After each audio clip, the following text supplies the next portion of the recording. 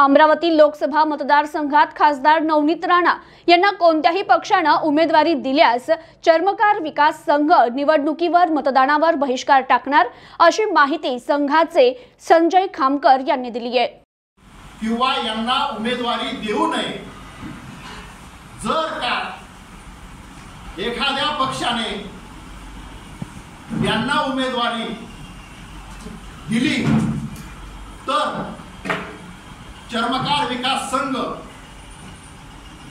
सर्व अनुसूचित जातीच्या संघटना समाज बांधव जो कोणी पक्ष यांना निवडणुकीमध्ये उमेदवारी देईल त्या पक्षावर बहिष्कार टाकण्याचा निर्णय आम्ही घेतलेला आहे।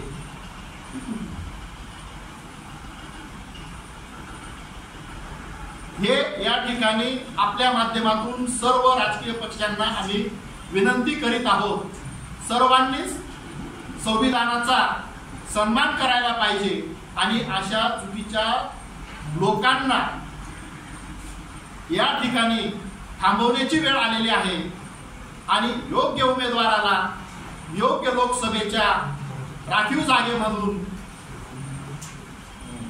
उमेदवारीतून लोकप्रतिनिधी करण्याची खऱ्या लोकांना संधी मिळाली पाहिजे ही भावना चर्मकार विकास संघाची आहे आणि याकरिता आपल्याला या ठिकाणी निमंत्रित करून आमच्या मागण्या आणि आमच्या भावना या ठिकाणी आम्ही व्यक्त केलेल्या आहेत।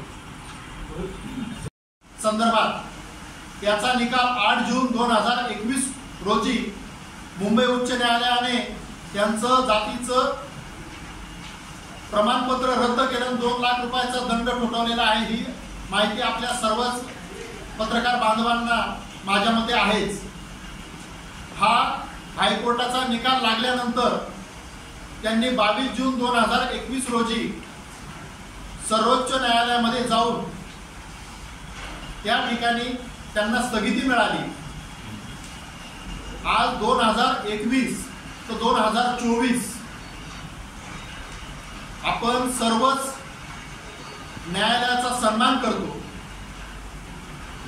परंतु जर आपण सुप्रीम कोर्टामध्ये हायकोर्टाचा निकाल गेल्यानंतर सुप्रीम कोर्टामध्ये गेल्यानंतर जर बघितलं तर 6 महिने किंवा 1 वर्षाच्या आत सुप्रीम कोर्टाकडून निकाल अपेक्षित असतो, परंतु 2024 आल्यानंतर सुद्धा सुप्रीम कोर्टाकडून आजपर्यंत हा निकाल लागलेला नाही।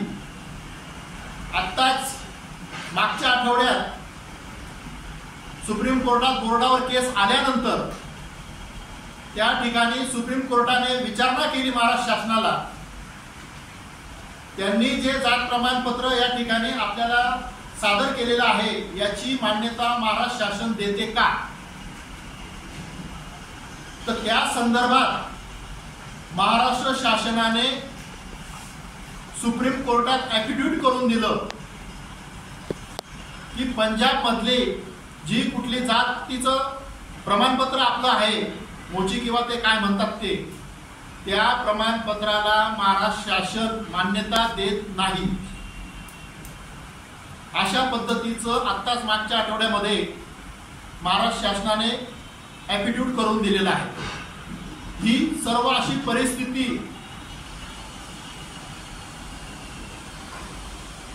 खासदार नवनीत राणांच्या संदर्भात आहे।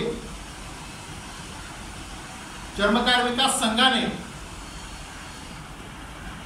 यांच्या विरोधात सुद्धा 2022 पासून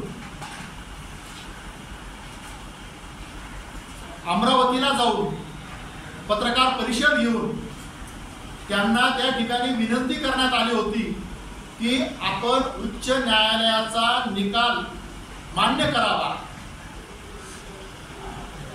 आणि ज्या चर्मकार समाजाच्या महाराष्ट्रात आपण खोट्या दाखल्याचा पुरावा देऊन खासदारकी मिळवली त्या खासदारकीचा सन्मानजनक राजीनामा द्यावा, परंतु त्यावेळेस सुद्धा त्यांनी आमच्या मागणीकडे हेतुपुरस्सर दुर्लक्ष केलं।